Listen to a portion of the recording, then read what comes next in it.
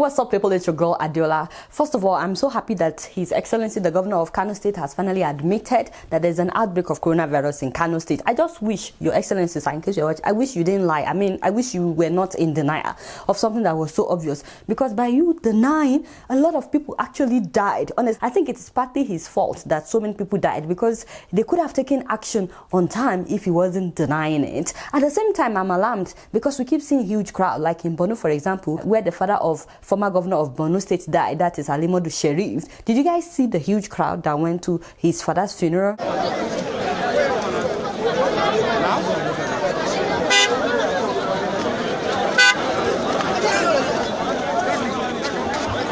What in the world? During lockdown.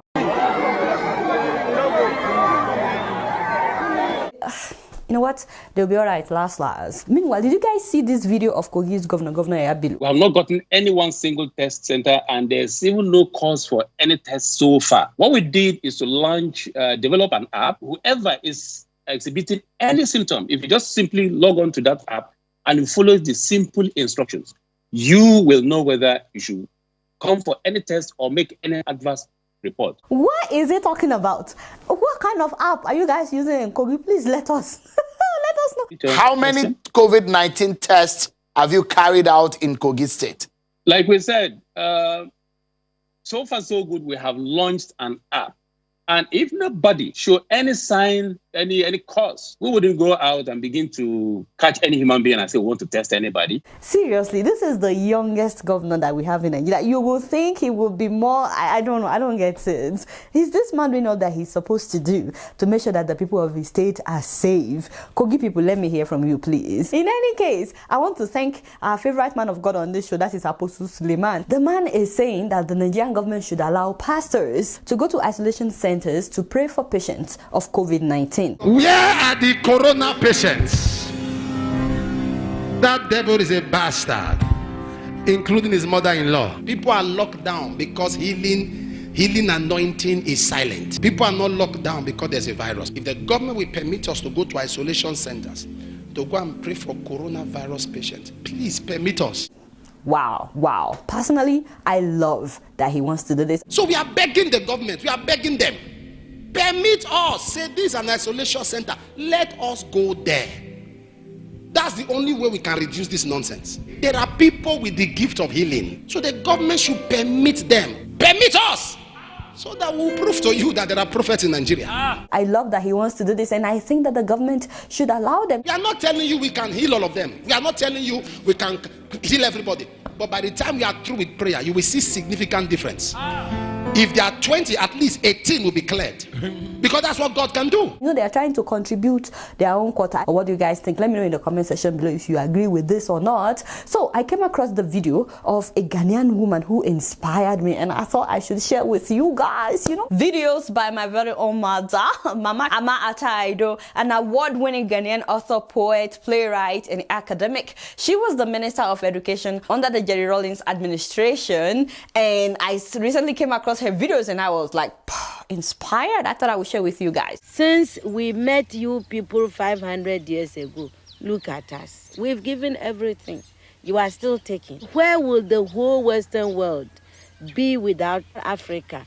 Our cocoa, our timber, our gold, everything you are is us. Wow, this is good. I need popcorn. Fish, peanuts, palm oil, everything. In exchange for that, we have got nothing. And you look upon, you know, white folks look upon us like monkeys. Wow. What have we got? Anti-personnel indoctrination against ourselves. If you go and cook your horrible diseases like AIDS, you say it is us. Oh my God. Can you give me some peanuts? You know the best part? She didn't just blame colonization or colonizers. She talked about Africans taking responsibility for our own destiny. We are in danger of making foreign aid a kind of policy that is wrong. A whole nation, a whole continent cannot live forever on aid. It humiliates our people. Sorry, my people. I will share with you, but I cannot. It's never enough to salt anybody's food forever. You cannot build your life on thank you, which is what aid makes, we are always receiving. Nobody anywhere in this world is going to send you their best of anything. Aid is the leftover. My mother, you see, where have you been all my life? That video was from 1987, by the way. Now she's 78 years old and she's still fighting, especially for women's rights, among other things. You're also seen as the perhaps paramount African feminist. Do you describe yourself as a feminist? I am a feminist. A feminist is just somebody, not necessarily a woman, who believes in the potential of women to get to the highest possible level of development, just as any man. Ooh, that's it. Thank you so much, my mother. Yeah, so yeah, me and I'll see you guys. Bye-bye. There's nobody that fights for human rights that doesn't stand for women. Thank you so much. I love everything that she said. We need to stop depending on aid. I must meet this woman. My Ghanaian people, my Charlie brothers and sisters, hook me up now with Smarter. You can find more of her videos on YouTube. Just type in Ama-Ata Aido or check out my Instagram and Facebook pages. Honestly, she inspired me. We need more people like that. And speaking of aid and borrowing money, Africans continue to experience racism in China.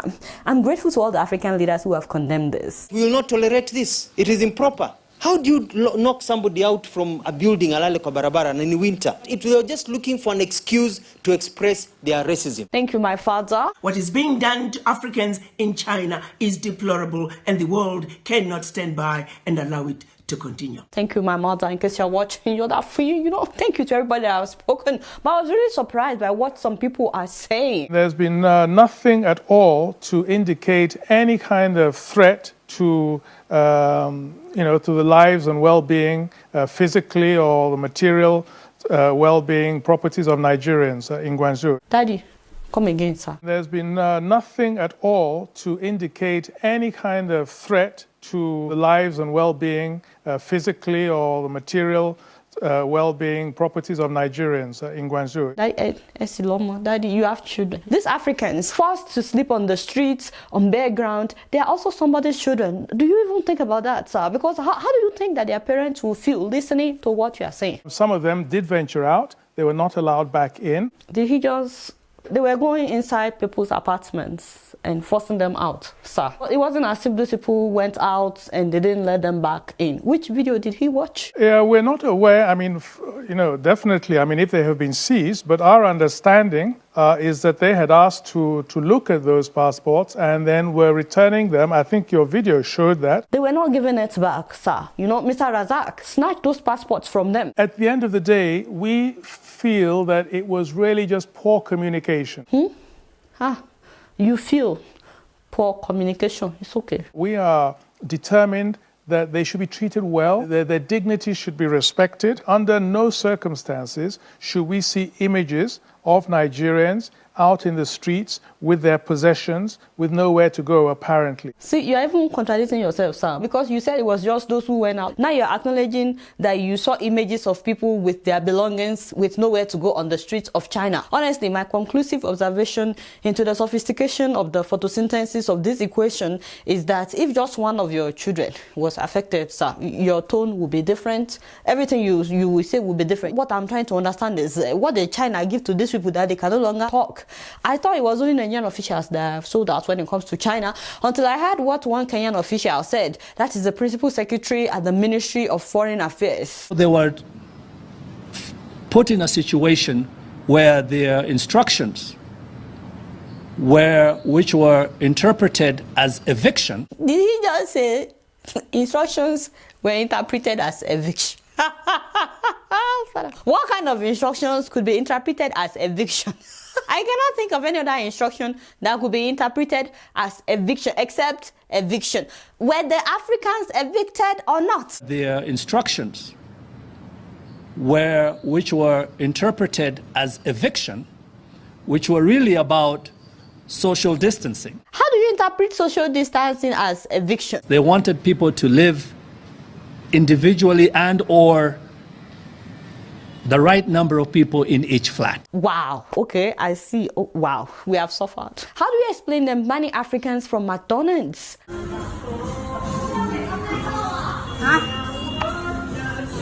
McDonald's apologized for that. Unbelievable. And this racism is still going on. How do you explain banning Africans from shopping centers? Only us? Only us?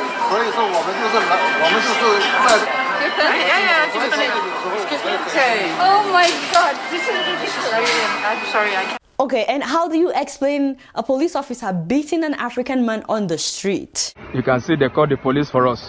You can see I've showed them all my documents. Sit down! Sit down! Sit down! You can see now.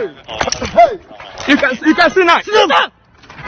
You can see now. Did I mention that we need to stop borrowing money from China? Like seriously, we need to stop borrowing from China. Africans, look at your leaders. They can no longer call a spade, honestly. We are going to sell our national treasure to these people. 66% of our debt, and it's growing, is to the Chinese. If you don't wake up and smell coffee, they split a school into two. The railway line is in the middle. The school is destroyed. They've refused to repair it. When we complain, they go and bribe the teachers, give them 200,000, 300,000. For real, we have to do something on time because if we don't, we may regret it. By the way, when the story went viral, the Chinese government started sending gifts to Africans in their hotels. And you know, I'm so glad that they did not take their gifts. Yes. We don't need it. We don't need this one. We take it. You carry. Ah, Father, I love it. I love it. Thank you so much, everybody that rejected those gifts. Meanwhile, some Americans living in China, when they saw what was happening, they bought basic essentials and they were giving them to some of these Africans. The Americans, they are blessing us here. They are blessing us.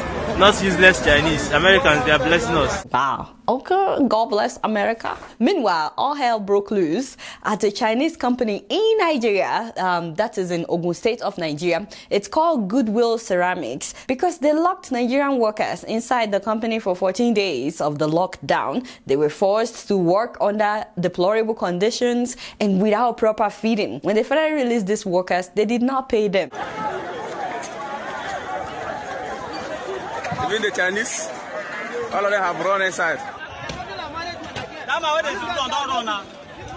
I'm tired. Like seriously, I'm tired. I can't even believe that this is still happening to Nigerians in their own country. Actually, that's a lie. I believe it because such happens to Nigerians a lot. Even our politicians, they treat us like crap. And the whole of that day, I did not hear any government official condemn how these people were treated in their own country. Let me hear from you guys what you think about this because honestly, I'm just, and I'm not preaching hate or racism towards Chinese people. No, there are so many amazing Chinese people. All I'm saying is Africans need to wake up and stop taking crap. Like there are some nice Chinese people, but they will not take this crap from anybody. In any case, let me know what you guys think about what's still going on in China and how this Chinese company in Ogun State treated Nigerian workers. You guys know I don't know much. Guess what? I'm just keeping it real. Moving on to Namibia, ladies and gentlemen, please meet 23-year-old Emma Theophilus. That's the new Deputy Minister of Information and Communication Technology in Namibia. As you know, the ministry also has to champion the 4th Industrial Revolution, so we have to move with the times. And I think this is why President has demonstrated confidence in me in bringing the youth touch to the ministry. This is how it should be. Young people and women must be included in the governance of our societies. We must, if we want to truly progress as we should. Those of you watching, how old are you? My brother, how old are you? My sister, 23-year-old deputy minister, And I was really impressed hearing about her qualifications and her previous work experience. Emma is a law graduate. She graduated from law from University of Namibia, and she has a diploma in African feminism and gender studies. She has a diploma in business management from University of South Africa. Wow. She was working as a legal officer in the Ministry of Justice. She had served in the UNAM Student Representative Council as a general secretary. She has also served on the Namibian National Student Organization as in a certain position as well. Thank you so much, my sister. That's amazing. And I love seeing her in her office. You know, for real though, this is why a lot of African countries are doing really well, because they're including young people, they're including women. I mean, even if journalists want to ask her questions, you know, they won't feel intimidated. No offense, but some journalists are already intimidated trying to interview some elderly people in government. No offense to corrupt elderly people. I'm just trying to say, like, if an elderly governor should steal money in Nigeria, for example, how do journalists tell them that, sir, it looks like you are lying, it looks like you stole, you know? But when a young person is a minister or deputy minister, there's this connection. You get what I'm saying? They can't just be suggesting banning social media or similar bills. Honestly, we're very proud of her. Congratulations to you, my sister, and we're expecting a lot from you. Huge kudos to Namibia. Definitely one of the countries I like to visit someday. Congratulations once again. You guys not don't know much. Guess what? I'm just keeping it real. So for weeks now, I've been talking a lot about COVID-19, and I'm really sorry because a lot of people have said they missed inspirational stories. Well, today I have an inspirational story for you guys, and this has a surprise opportunity at the end. So I learned about this woman who went from helping her mother to sell palm oil, that is red oil, also selling okrika, that is used clothes, on the streets of Lagos, to becoming a multi-millionaire. Ladies and gentlemen, please meet my mother, Auntie Grace Ofure. She got into business at an early age, selling palm oil with her mom while she was still in school. After her university degree in NYSC, she got married. She could not find a job in Lagos, so she started selling used clothes, okrika. And she said to me on the phone, she said, even if all I made was just enough to make dinner, Adeola, I wanted to contribute in my home. I didn't want my husband being the only one providing. And so she started selling okrika. And one day at the age of 24, while hawking okrika, she said she ran into an old classmate who was looking more comfortable financially. So she asked her friend what she does for a living. Is there something that I can do? And the classmate told her that she's into real estate, brokerage,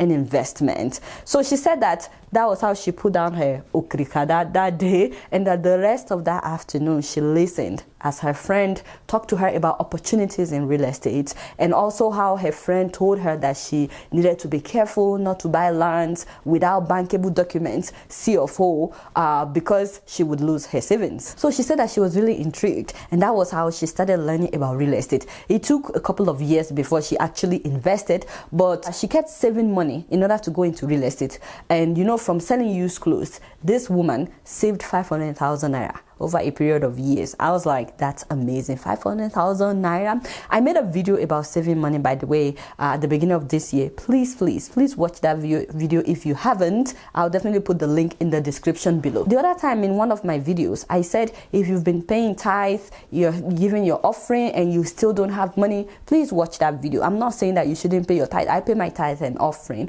but please watch that video, because from doing that video, I found out that a lot of people don't know how to save money, or why they needed to save money, and what to do with the money that they save. And I'm really glad that I got to find out about this woman's story, because after making that video, a number of people in the comment section, they were asking me to give advice on how they can invest money that they've saved. So this is really good for you in case you've watched that video and you're wondering about how to invest. So when an opportunity to purchase a fast appreciating land came up, even though she had 500,000 naira, it wasn't enough. Her savings was not enough to buy the land. The land was 2 million naira. So guess what she did? She gathered her friends together. She told them about real estate. She told them how the land would appreciate in 5 years if they can put their money together. And she put down 500,000 naira. Her friends also put down their savings. And by co-investing, they were able to buy that 2 million naira land in order to share the profit according to their individual contributions when they sell the land. But do you know that they didn't have to wait for 5 years? By the end of 3 years, this 2 million naira land that they bought had appreciated to 14.5 million naira. And so they sold it and they shared the profit amongst themselves. And she got a little over 3 million naira. Her 500,000 naira became 3 million plus in 3 years. She couldn't have gotten that if she left the money in the bank. She got that money without her doing anything. The land appreciated by itself. So when she saw what was possible from that one deal, she realized that she worked way harder while she was selling okrika just to save 500,000 naira over a period of years. But in real estate, she didn't need to do anything than put down her money. The land appreciated by itself. So she wanted to know more. She was intrigued. And so she started shadowing successful people that are into real estate. So she started working for them for free for years. They would send her on errands until gradually they would take her along when they are closing deals. Gradually they started sending her to close deals, and after some years she was able to start her own real estate company, lifecardcompany.com. She said she did that because she wanted to see more people come out of the rat race like she did. She wants to empower young people especially, and women, in fact anybody interested in having an alternative source of income. Today is actually her birthday. Auntie Grace is 43 years old today, and her life has changed from that time that she was 24 that she heard about real estate. I think her first deal was when she was 26, and now she's 43, and her life has completely changed because she decided to do something different. Someone that used to sell palm oil, someone that used to sell okrika, now travels the world for vacation. But you know, the reason that I'm telling her story is this woman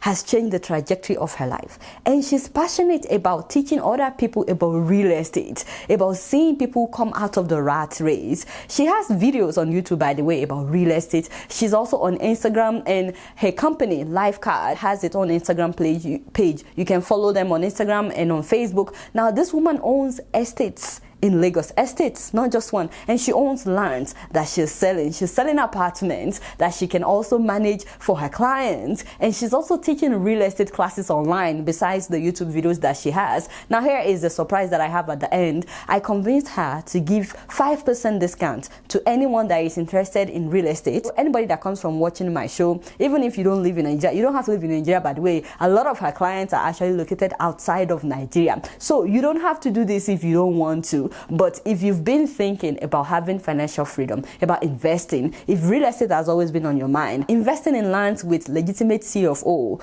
would always appreciate. So this may be an opportunity for you. I don't want you to think that I'm trying to force you to invest. No, please do your research about her. This woman has been featured in news articles. Popular footballer Joseph Yobo is one of her ambassadors. All the properties that she has, land for example, they are all listed on Google Map. I just want you guys to know that she's legit. Apartments can be an amazing source of cash flow. She's selling them, and her prices are ridiculous. She has something that everybody can afford. So this is the price of purchasing lands before the 5% discount if you tell her that you are from Adiola, and you can also pay in installments. Isn't that nice? Now her lands already have CFO. These lands are located inside estates that she owns. They are ready for you to build at any time. They have electricity there, they have good roads there. This is the property, and you see today is our official launch. You can see the access road, you can see people already building and living in this area.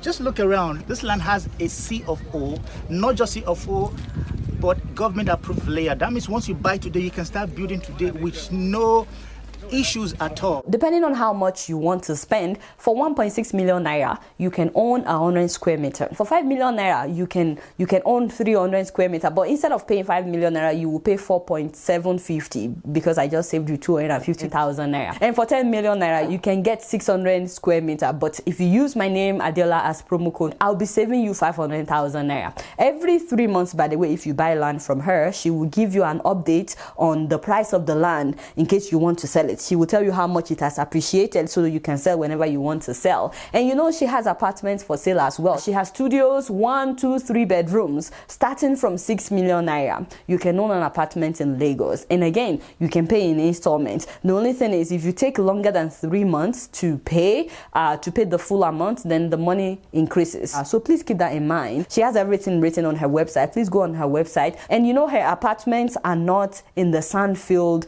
areas of Lagos, because I asked her about that. No, she does not build houses where it's waterlogged. She has apartments in the dry areas of Lekki where it's not waterlogged. She has apartments in Osakpa as well as Lakowe. And if you want to use it for cash flow, her company would find you tenants. They would manage your apartment for you, and they would just be paying you every month, or if you want, every year. They pay in dollars, euro, in naira, in any currency. And you know, whenever you decide to sell the apartment, it would have appreciated and her company is also able to sell it for you. Plus, if you live abroad and you buy an apartment from her, even if she's renting out your apartment to somebody, she's helping you to manage it, whenever you go to Lagos, an apartment will be readily available for you in one of her estates. She will pick you up at the airport, take good care of you the whole time that you're in Lagos. Also, if you're not interested in owning land or apartments in Lagos, her company is able to find you land or help you develop a land that you already own in any other part of Nigeria. I'm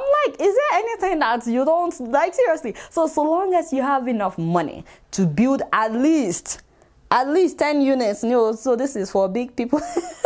She will build it according to her business model, and she would find you tenants, and she would manage the apartment for you, and you would just be getting monthly or yearly cash flow. So that is if you're not interested in Lagos.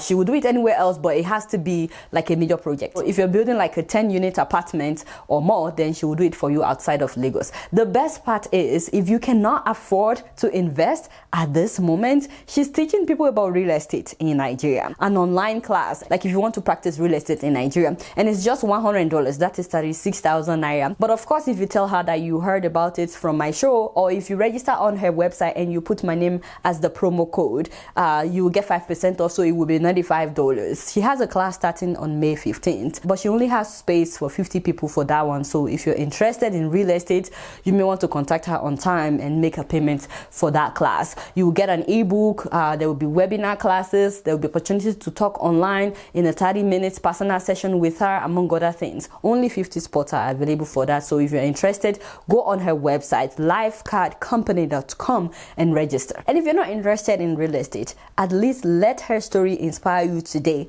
that you can also change the trajectory of your life and that of your children. Whether your parents were rich or not, whether you were born with a silver spoon or not, you can still decide what your future would be like. And whatever decision you make will directly affect the generation that comes after you. At least learn to save money. People don't get out of poverty by accident. Learn to save money and learn about other investment opportunities if you're not interested in real estate. If I find out about more opportunities as well, I'll bring it to you guys. So this is what it means to go from selling okrika to becoming a real estate mogul. Oh shit, money is good. So this is a self-made multi-millionaire that wants other people to learn how to do it. She said, if I could do it, if I could go from selling palm oil and selling okrika to becoming a multi-millionaire, she said to me that anybody can learn how to do this. Anyway, happy birthday, my sister. God bless you. I'm so proud of you. You guys know I don't know much. Guess what? I'm just keeping it real.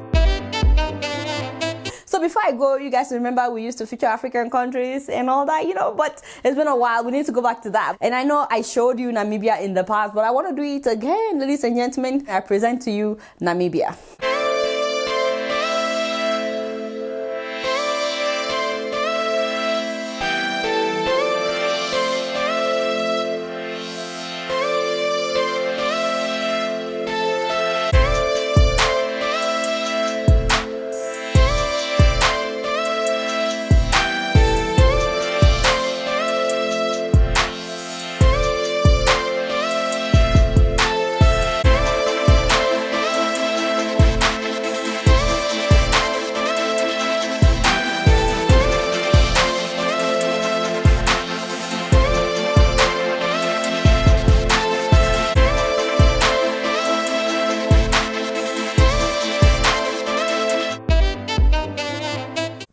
Beautiful, right? All right, y'all, it's been real, and I'm keeping it real right up in here. Don't forget to follow me on Facebook, Twitter, and Instagram. And if you're yet to subscribe to my YouTube channel, please make sure that you do that. Until next time, I must see you all later. Peace out.